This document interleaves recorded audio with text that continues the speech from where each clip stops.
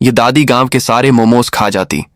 और तभी दादी को तीखा लगता है और दादी बहुत जोर जोर से चिल्लाने लगती है।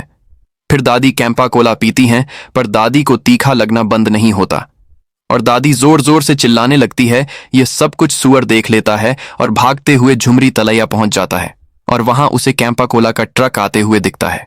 सुअर ट्रक पर बैठ जाता और दादी के पास ले आता है। दादी उसी में बैठकर मजे से कोल्ड ड्रिंक पीने लगती हैं। यह देखकर सुअर रोने लगता है क्योंकि फिर किसी ने लाइक सब्सक्राइब नहीं किया।